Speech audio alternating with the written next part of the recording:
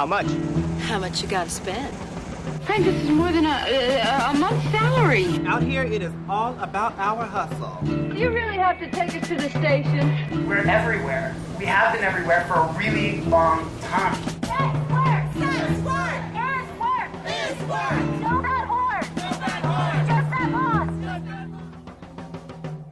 Welcome back to the Oldest Profession podcast, an irreverent history of audacious whores. Today, we are talking about every old pro's hero, Marilyn Monroe. And it's because she means so much to so many of us.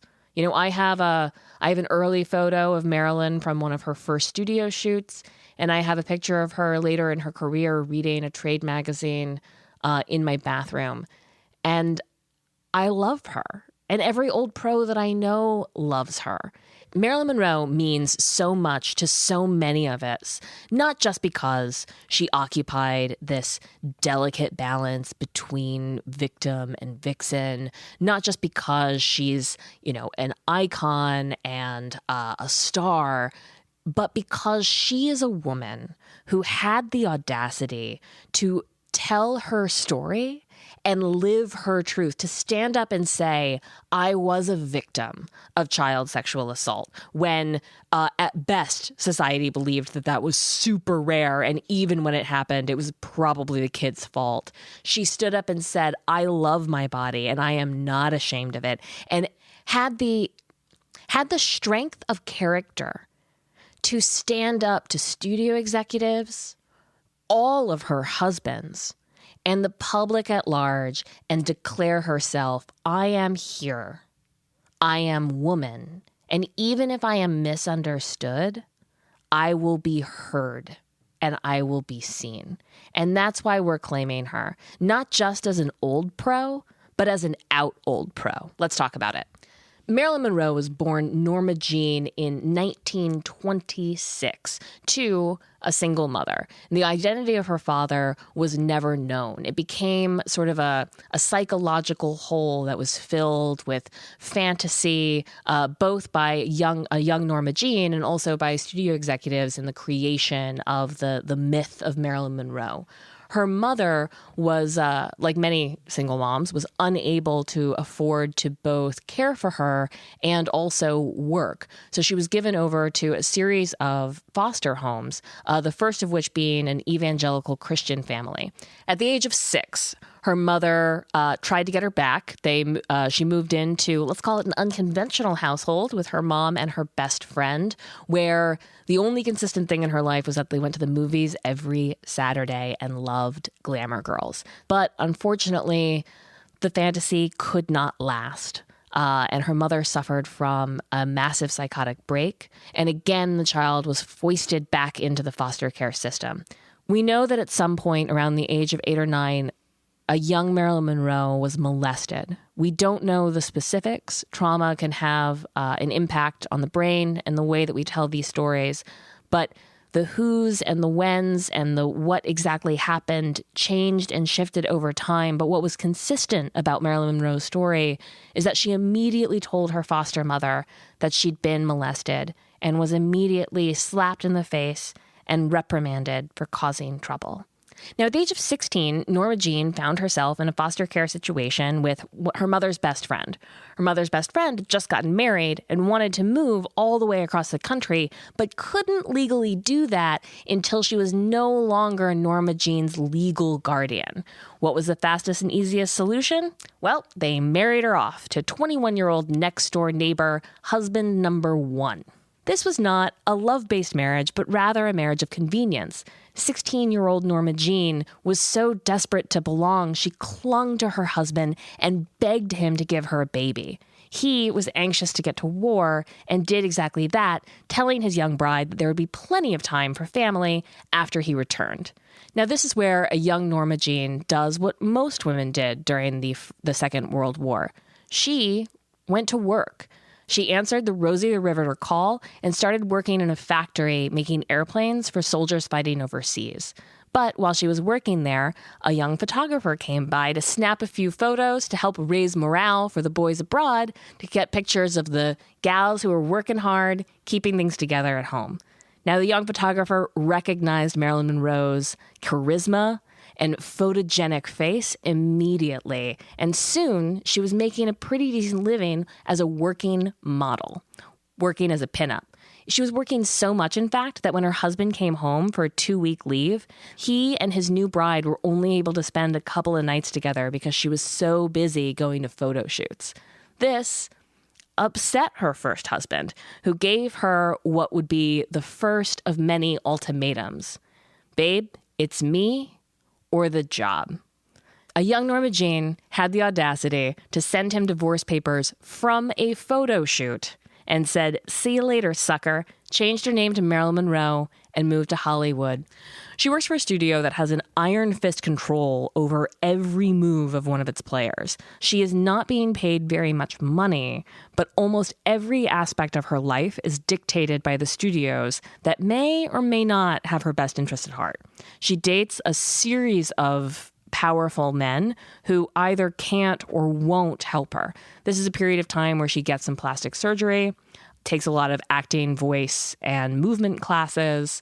This is where she begins to develop the almost clownish character of affected femininity that made her so iconic. Marilyn Monroe makes a big splash at parties and giving quotable quips to local newspapers, and starts to get a level of publicity that doesn't really make sense for the kind of roles that she's getting. And so in this way, part of the genius of the Marilyn Monroe that we know and the character that she created was her ability to leverage this publicity into getting more serious roles, and not the other way around, which is what the studios would have most of their obedient starlets do. During this period where Marilyn's not making a lot of money, is trying to break into the studio system, she poses for a tasteful nude for an art calendar in 1949. The pictures are printed, the calendar is a hit. She gets paid $50, which is just the amount of money she needs to keep her car from being repossessed. So just a few years later, Marilyn starts to get bigger roles in films, and as part of the publicity tour, her face starts to become more recognizable. Now, the calendar art photo shoot that she did was so popular, it had begun a second run. This photo of this beautiful blonde bombshell was very available in the early 1950s. In fact, it was so available that it's possible that most American men saw photos of Marilyn Monroe naked before they ever heard her speak on camera. Now, during one of these publicity tours, the studio executives pull a young Marilyn aside and ask her point blank whether or not these photos are of her. And she tells them that they were. The studio executives tell Marilyn to keep this a secret, and they set up an interview with a young, friendly female journalist for Marilyn to officially deny that these photos are of her, but must be some kind of unknown lookalike.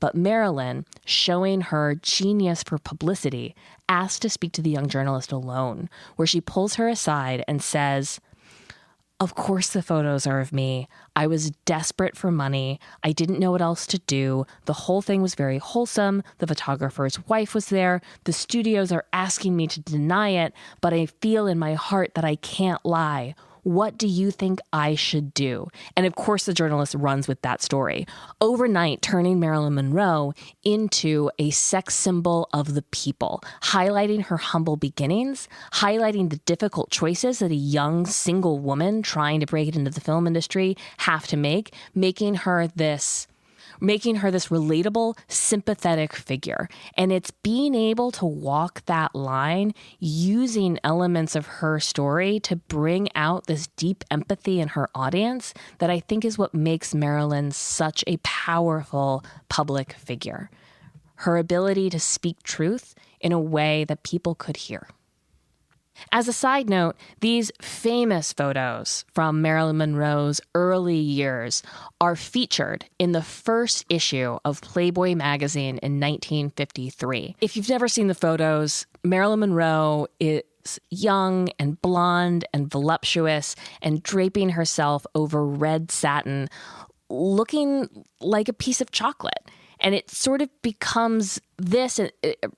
This is part of the construction of Marilyn Monroe as consumable that I think is very much a part of her character that epitomizes the period that she's living in. The 1950s America are all about consumerism. They're all about the commercialization of everything, from the car all the way to toasters and stuff. It's a very consumable capitalism, customer-focused era of the American dream. And Marilyn Monroe gets right in there and almost as a parody act becomes the object of so many men's desire. A big theme that runs through this period and also her films is that after the war, many men come back feeling emasculated. And Marilyn Monroe presents this sort of like easy breezy sexuality where, maybe making your wife come is like super difficult, or like seducing the girl next door is like, women are complicated, but Marilyn is like eating ice cream. And that's exactly what she looks like, a delicious morsel in these first photographs that become the centerpiece of the future centerfold Playboy magazine, which launched with these photos in 1953. And just as an example of the kind of injustices that happen in Hollywood, Marilyn Monroe is never paid a cent more than the initial $50 she was paid to pose for these photographs. But it's her image and her brand and her star power that launch Hugh Hefner's Playboy magazine. In 1954, just a year after the launch of Playboy magazine, Marilyn Monroe marries baseball legend Joe DiMaggio, the iconic blonde marrying the iconic jock. Now, if there's anything more American than apple pie, it's baseball. Joe DiMaggio was considered the good old boy of a good old period and very much represents wholesome, playful masculinity.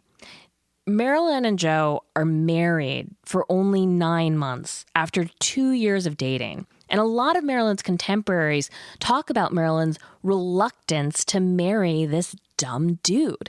And a lot of what they talk about has to do with this, with the same schism of expectations between her expectations and his, the same schism that ended her first marriage. Joe DiMaggio marries Marilyn Monroe, who at that time had already become one of the highest grossing box office draws of her era, and then expects her to quit to become his full-time housewife. A moment that I think summarizes, if not symbolizes, their relationship is the photo shoot and publicity stunt for Some Like It Hot. This is an image that I think everyone will recognize of Marilyn Monroe in a beautiful white dress over a New York City subway grate, having her dress blown up by the suggestive phallic symbol of the train.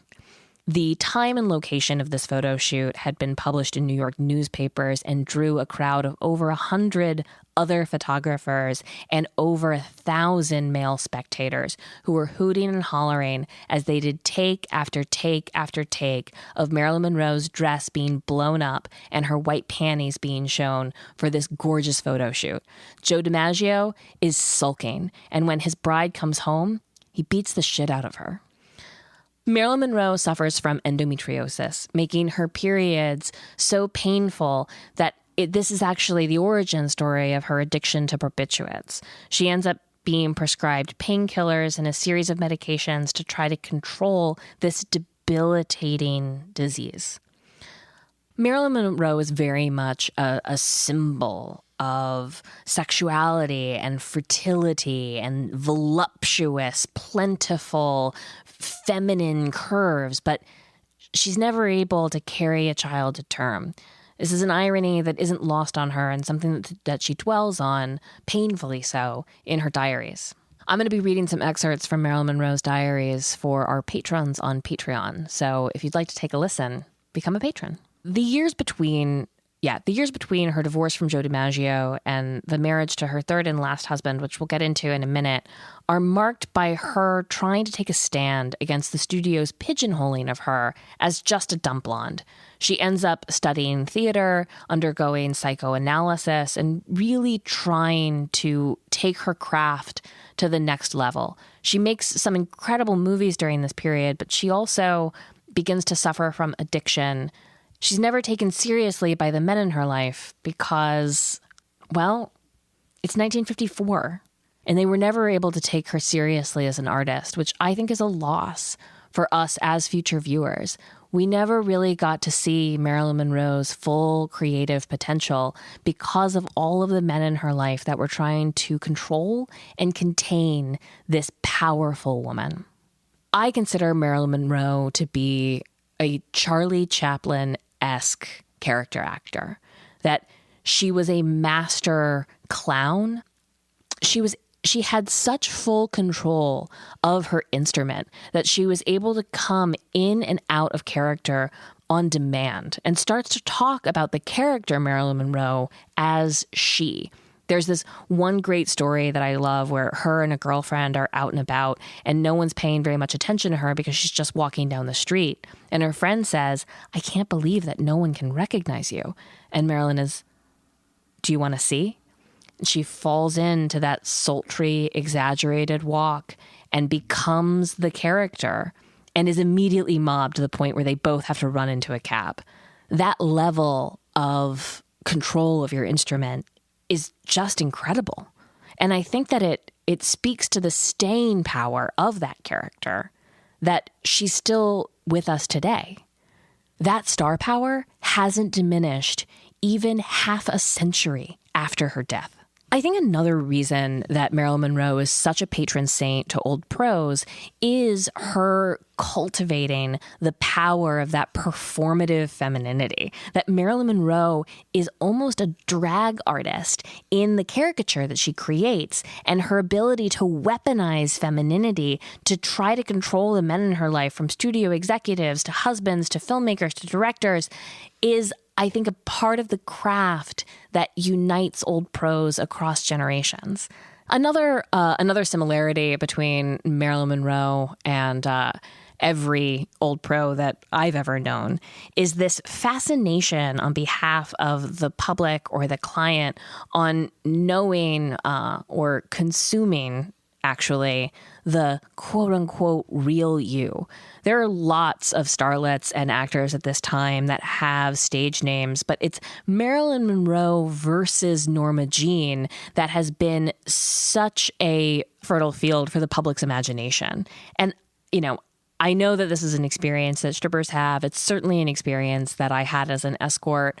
But this idea that there's some hidden piece of vulnerability, something exploitable, something consumable about the revelation of one's quote unquote real identity, that I think Marilyn really symbolizes in our society. People recognize that the character that she's playing is affected, a clown, a character.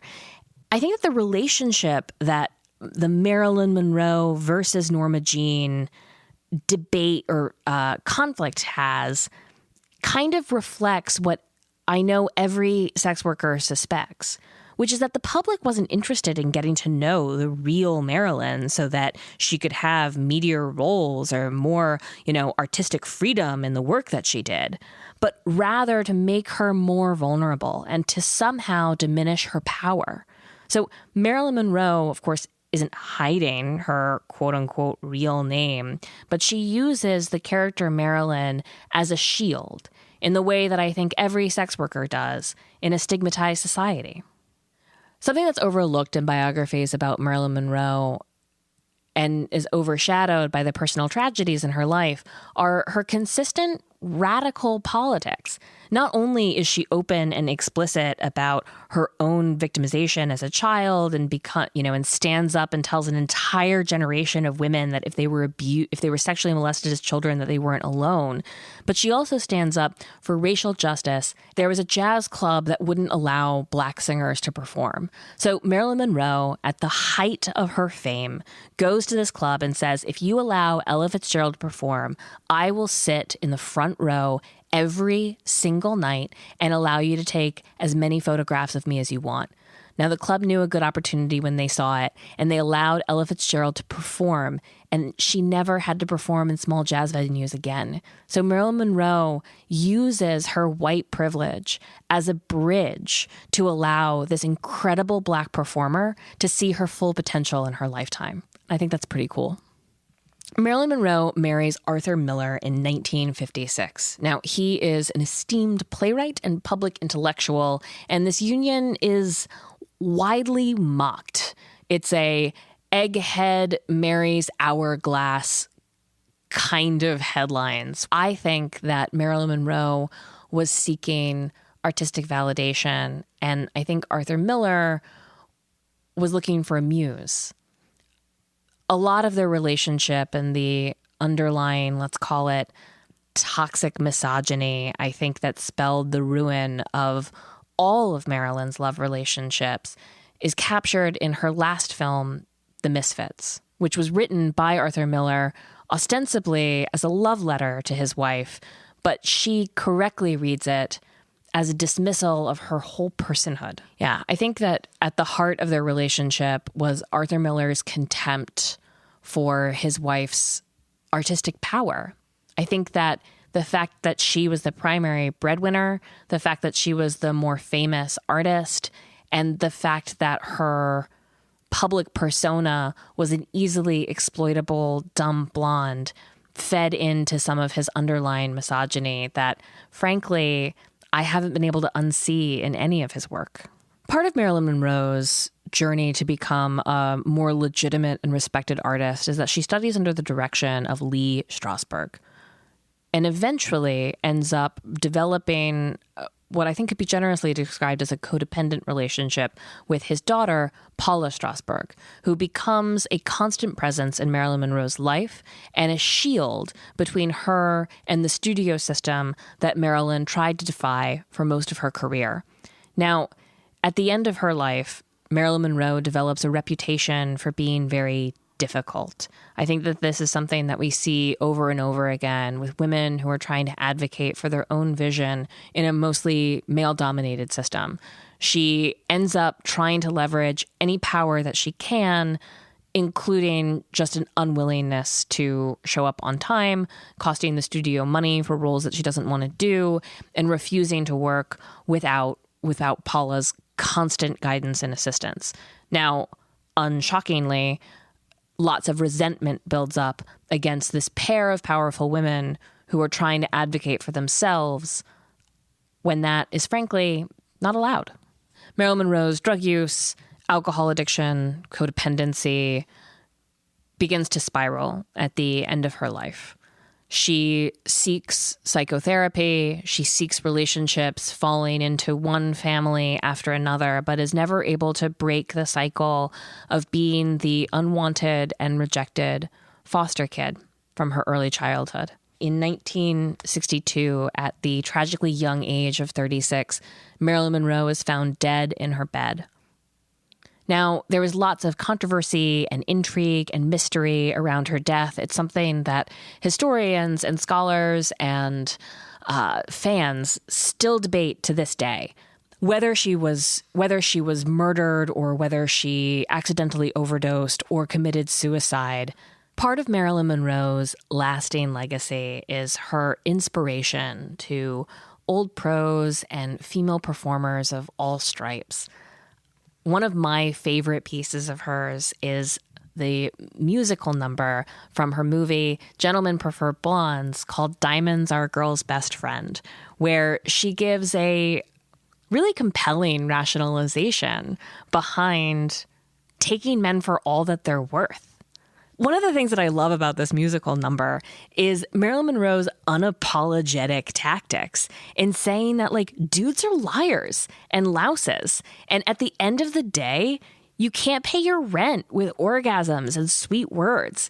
Get your money now. Now, just as a side note, I will absolutely tell you that diamonds are not the end game. They're very difficult to liquidate. I get cash up front, but diamonds as a symbol of some tangible prize at the end of an affair and recognizing the comparative powerlessness of young women in relationships with older moneyed men, I think is still true today. So, girl, get your money.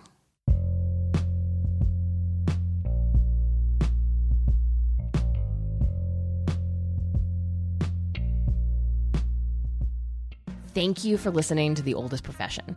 Thank you to our patrons. Y'all are the best. We couldn't do it without you. Thank you, as always, to our brilliant producer, Justine McClellan. Please rate and review us on iTunes. It's a small thing, but it helps a lot. It helps people find us because algorithms. Thank you so much for listening. This has been The Oldest Profession.